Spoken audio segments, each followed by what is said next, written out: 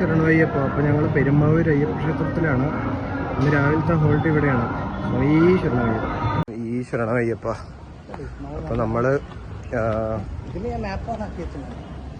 അപ്പോൾ നമ്മൾ പെരുമ്പാവൂർ ശ്രീധർമ്മശാസ്ത്ര ക്ഷേത്രത്തിലെത്തി. പിന്നെ രാവിലത്തെ ഹോൾട്ടാണ്. ഇവിടെ വിരിവെക്കാനുള്ള തയ്യാറെടുപ്പിലാണ്. ഒന്ന് കുളിക്കണം. ഇന്ന് രാവിലെ കുളിക്കാനുള്ള സൗകര്യങ്ങൾ ഉണ്ടായില്ല. ഒന്നുകൂടെ ചേട്ടാ. അപ്പോൾ നമ്മൾ രാവിലെ പെരുമ്പാവൂർ എത്തി. അടിപൊളി കുളമാണ്. അപ്പോൾ അവിടെ സോപ്പ് ഉപയോഗിക്കാൻ പാടില്ല പറഞ്ഞു. പക്ഷെ അതിന് പ്രത്യേക കഴുകാനും സോപ്പൊക്കെ ഉപയോഗിക്കാനും ഒരു പ്രത്യേക സ്ഥലം അവർ ഒരുക്കി വെച്ചിട്ടുണ്ട്. അപ്പോൾ സ്വാമി ശരണമയ്യപ്പ.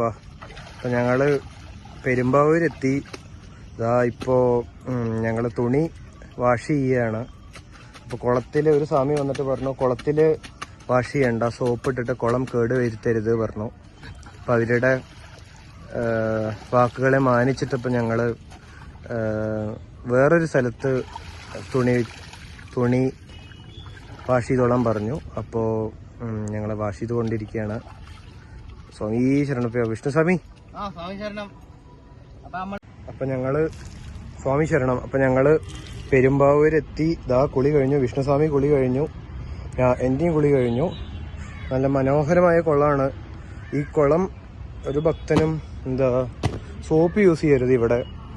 ഇവിടെ ഒരുപാട് മീനുണ്ട്.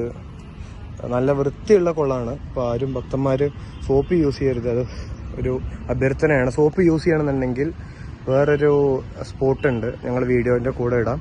അപ്പോൾ ആ സ്പോട്ടിൽ പോയിട്ട് യൂസ് ചെയ്താൽ മതി. കുളത്തിലാരും സോപ്പ് ഉപയോഗിക്കരുത്. സ്വാമി ശരണം.